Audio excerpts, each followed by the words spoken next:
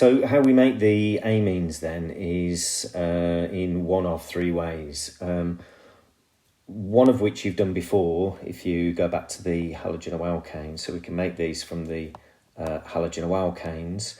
We can also make them from nitrated benzene, which means you would need to nitrate benzene first. Remember, we've not done benzene yet, so we'll kind of talk through that. And I'll come back to that when we do benzene. And then the third and final one is the reduction of the nitriles. And we have made nitriles before when we were looking at the reactions of the aldehydes with cyanide. If you remember, that makes the nitriles. Okay, so the first one really is just recap, and it can be quite complex, so I'll talk through this one as we go. Okay, so the first method then in the preparation of amines is from the halogenoalkanes, and if you remember the mechanism, we take ammonia, which we've got here. The lone pair attacks the D plus carbon here, and then the carbon-chlorine bond breaks because that's the weakest, and because the chlorine is the most electronegative, it pulls those electrons towards it. This then gives us this intermediate here. Now, it kind of depends really. You may or may not see that ammonia there. A second ammonia takes a hydrogen off the NH3 group here, which will then give us our amine. So let me just go through that mechanism again on here. So here's what happens then.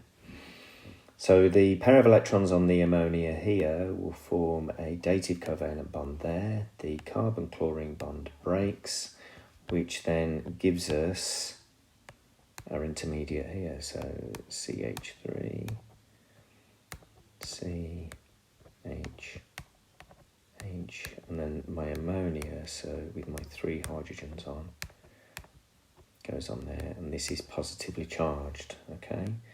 So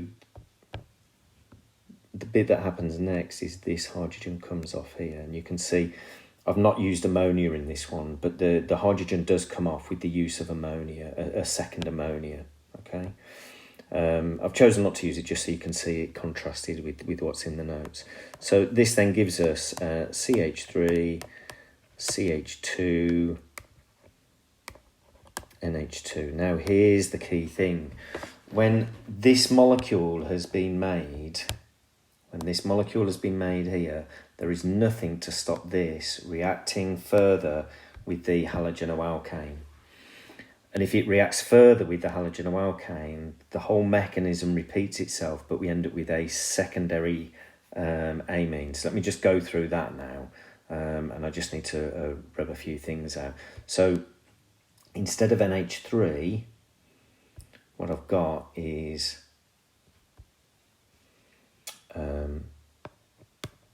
NH and then CH2, CH3, because that's the molecule that was made down here. Okay, so let me rub that molecule out, and you'll see that when that reacts a second time with the halogenoalkane, that it does give us that secondary amine. So color arrows are the same, except now at this end here, I've got a CH2, CH3. I've actually missed a hydrogen off there. Let me just put that there. Okay, then the hydrogen comes off the intermediate, which now gives me CH3, CH2, NH, CH2, CH3. And you can see here that this is now a secondary amine because I've got 1, 2 alkyl groups. And again, this can react further with that.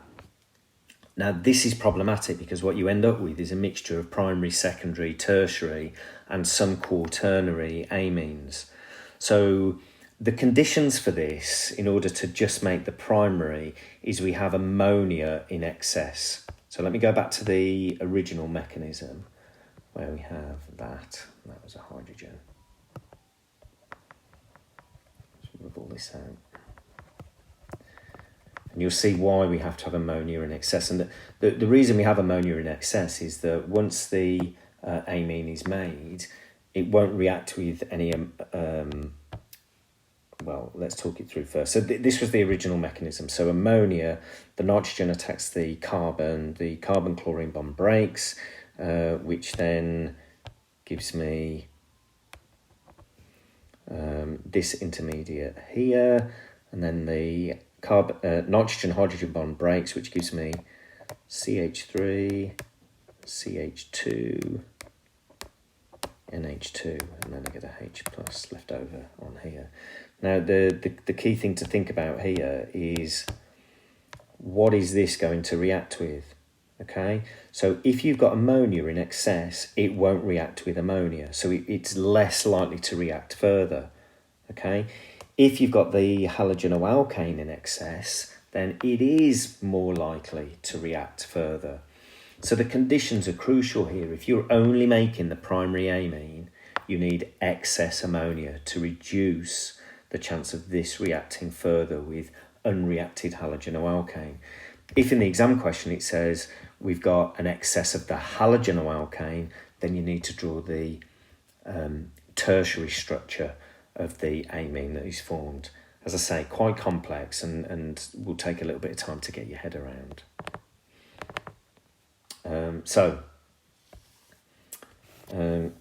Going back to this then, so here's the mechanism in here, and you can see that we've got two ammonias here, which is going to give me that, but just as equally correct, you could just have one ammonia, and then over here you'll just have the Cl minus instead, but both are absolutely fine.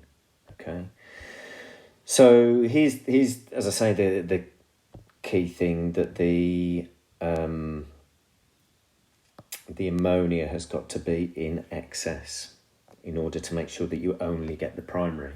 If you don't have it in excess, then your primary amine, which we've got here, can react further with the unreacted halogenoalkane to then give you, if you look over here, a secondary amine, and that can go on again to give you a tertiary amine, which is what this reaction is down here.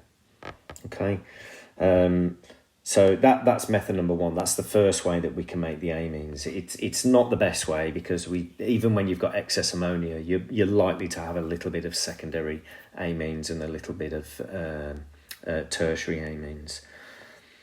The second one is the reduction of the nitrobenzene, and basically what's happening is you are reducing the NO2 in here to an NH2.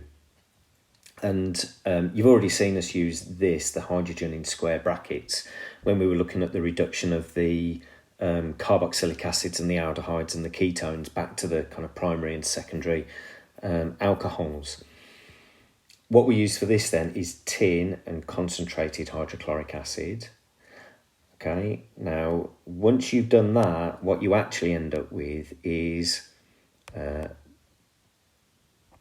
benzene with NH3Cl. That's what you end up with, because the amine, the phenylamine here, reacts with the hydrochloric acid, which is the catalyst, and that gives you the salt here. The sodium hydroxide is added to really convert that back to this, and that crops up a little bit later on too. Okay, so the key thing about this, tin and concentrated hydrochloric acid will convert nitrobenzene into phenylamine, and we just balance it using the 6 H's here. The third way is the reduction of the nitriles, and we've come across the nitriles when we did aldehydes and ketones. The conditions here are hydrogen and a nickel catalyst, usually at about 150 degrees. And what it does basically is it put hydrogens onto that and hydrogens onto that as well. Now, this is a really key reaction, because and we know this from when we were making the nitriles using cyanide, because what you end up with is an extra carbon in the chain. And so whatever kind of structure you've got at the start, you've got this extra carbon, and then you follow that up with hydrogen and nickel, and it will give you the amine here. Okay, So once you've had a look at those and you've got your head around all of those, there's a few questions to have a go at on